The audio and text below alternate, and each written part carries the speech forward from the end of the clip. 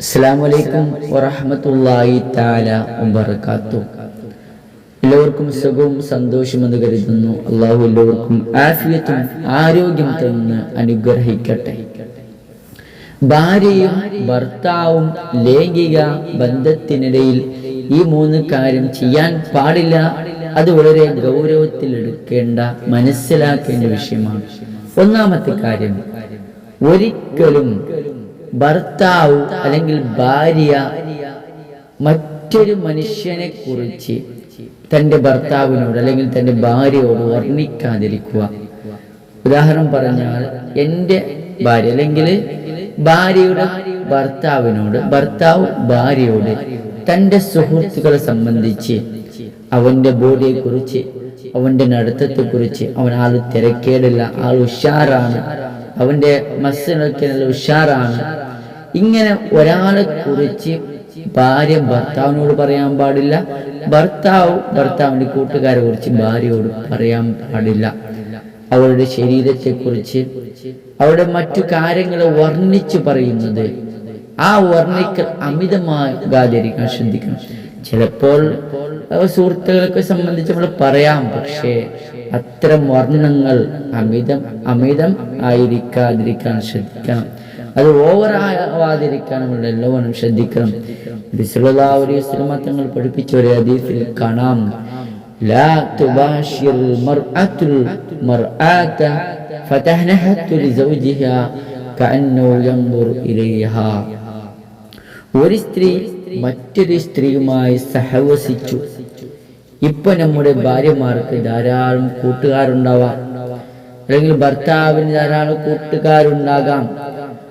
അപ്പൊ ആ സഹവാസം, നമ്മള് ഭാര്യ കൂട്ടുകാരോട് സഹവസിക്കുന്നു, ഭർത്താവ് കൂട്ടുകാരോട് സഹവസിക്കുന്നു. അങ്ങനെ ആ കൂട്ടുകാരെ കുറിച്ച് അമിതമായി പുകഴ്ത്താൻ പാടില്ല. അവരുടെ ശാരീരികമായിട്ടുള്ള വർണ്ണങ്ങളെ കുറിച്ച്, അവരുടെ പ്രത്യേകത കഴിവുകളെ കുറിച്ച് അമിതമായി പറയാതിരിക്കുക. അവരുടെ താല്പര്യം കുറവാകാൻ സാധ്യതയുണ്ട്. അത് മുഖേന നമ്മുടെ സുഹൃത്തുക്കളെ കുറിച്ച്, ഭർത്താവിൻ്റെ സുഹൃത്തുക്കളെ കുറിച്ച്, ഭാര്യയുടെ സുഹൃത്തുക്കളെ കുറിച്ച്, അവരുടെ മറ്റു കാര്യങ്ങൾ വർണ്ണിച്ച് പറഞ്ഞാൽ നമ്മുടെ ഭർത്താവ് ഭാര്യയോടുള്ള താല്പര്യം കുറയാൻ സാധ്യതയുണ്ട്. ഭർത്താവിന് ഭാര്യയോട് താല്പര്യം കുറയുന്നതോടുകൂടെ ഭാര്യക്കും ഭർത്താവിനോട് താല്പര്യം കുറയാൻ സാധ്യതയുണ്ടെന്ന് സൈക്കോളജിസ്റ്റും പഠിപ്പിക്കുന്നുണ്ട്. ഇസ്ലാമിക ആയിട്ടുള്ള സൈക്കോളജിസ്റ്റും മഹത്തുക്കളും പഠിപ്പിക്കുന്നുണ്ട്. ഇത് വളരെ ഗൗരവത്തിലെടുക്കേണ്ട ഒന്നാമത്തെ വിഷയമാണ്.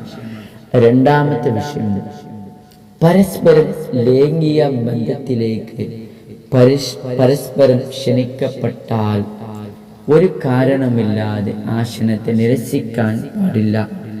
അത് അള്ളാഹുവിൻ്റെ ദീനിൽ ഇഷ്ടമില്ലാത്ത കാര്യമാണ്. അള്ളാഹുവിൻ്റെ ഹബീബായ പൊന്നു മുസ്തഫ സല്ലല്ലാഹു അലൈഹി വസല്ലം തങ്ങൾക്കും ഇഷ്ടമില്ലാത്ത കാര്യമാണ്. എന്തെന്ന് പറഞ്ഞാൽ, ഭാര്യ ഭർത്താവിനെ ക്ഷണിച്ചാൽ, അല്ലെങ്കിൽ ഭർത്താവ് ഭാര്യയെ ക്ഷണിച്ചാൽ അതിൽ നിന്ന് പിന്മാറാൻ പാടില്ല എന്നാണ്. സെക്സ് എന്ന് പറഞ്ഞാൽ ഒരു തെറ്റിദ്ധാരണ ഉണ്ടാകാൻ പാടില്ല, മനസ്സിലൊരു വിഷമം ഉണ്ടാകാൻ പാടില്ല, അതിലൊരു നാണക്കേട്. ഇപ്പം എൻ്റെ ഭർത്താവിനെ എങ്ങനെ ക്ഷണിക്കും? നമ്മുടെ ദാമ്പത്യ ജീവിതത്തിൽ ആ ഒരു തെറ്റിദ്ധാരണ, ആ ഒരു നാണക്കേട് ഒരിക്കലും ഉണ്ടാകാൻ പാടില്ല. അത് നമ്മുടെ ദാമ്പത്യ ജീവിതത്തിൽ ഉണ്ടാകാൻ സാധ്യതയുണ്ട്. അത് നമ്മൾ ഗൗരവത്തിലെടുക്കണം. അപ്പോൾ ലൈംഗികമായി ഏറ്റവും വലിയ നേട്ടം എന്ന് പറയുന്നത് ശാരീരികമായി നല്ല ഷിബിട്ട് ഉണ്ടാകും ഈ ലൈംഗിക ബന്ധത്തിൽ ഏർപ്പെട്ടാൽ. ഇപ്പൊ മാനസികമായും ആരോഗ്യം ലഭിക്കും. നമുക്ക് ടെൻഷനും വിഷമങ്ങളും ഉണ്ടെങ്കിൽ നമ്മൾ ലൈംഗിക ബന്ധത്തിൽ ഏർപ്പെട്ടാൽ വലിയ സന്തോഷം, ഹാപ്പിയും ഉണ്ടാകും എന്നാണ് ഇസ്ലാമിക് സൈക്കോളജിസ്റ്റ് ഒക്കെ പഠിപ്പിക്കുന്നത്. അപ്പോൾ ഭാര്യ ക്ഷണിച്ചാൽ അല്ലെങ്കിൽ ഭർത്താവ് ക്ഷണിച്ചാൽ നിരസിക്കാൻ പാടില്ല. അത് വളരെ ഗൗരവത്തിലെടുക്കണം. ലൈംഗിക ബന്ധത്തിൽ ഏർപ്പെടാത്ത ദിവസമുണ്ട്. അത് സ്ത്രീകൾക്ക് ചിലപ്പോൾ 6 ദിവസങ്ങൾ അല്ലെങ്കിൽ 15 ദിവസം വരെ ഭർത്താവിന് ലൈംഗിക ബന്ധത്തിൽ ഏർപ്പെടാൻ പറ്റുന്നില്ലെങ്കിലും ആ സമയത്ത് മുട്ടുപൊക്കലിന്റെ ഇടയിൽ അല്ലാത്ത ഭാഗം സുഖമെടുക്കാം. അത് ഇസ്ലാം അനുവദിച്ചിട്ടുണ്ട്. അപ്പോ ആ അതിലേക്കും ക്ഷണിച്ചാൽ അതൊരിക്കലും നിരസിക്കാൻ സ്ത്രീകളും പാടില്ല, ഭാര്യയും പാടില്ല, ഭർത്താവും പാടില്ല.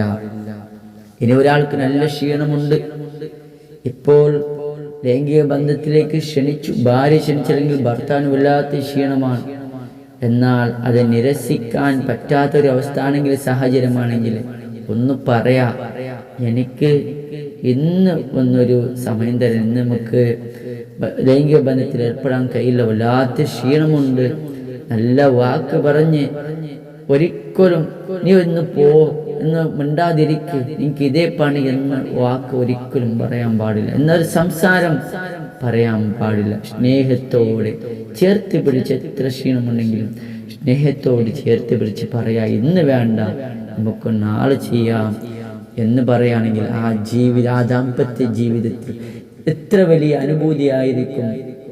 ഇതൊക്കെ ഇസ്ലാമിയായിട്ടുള്ള സൈക്കോളജിസ്റ്റൊക്കെ മഹത്തുക്കൾ പഠിപ്പിച്ചിട്ടുണ്ട്.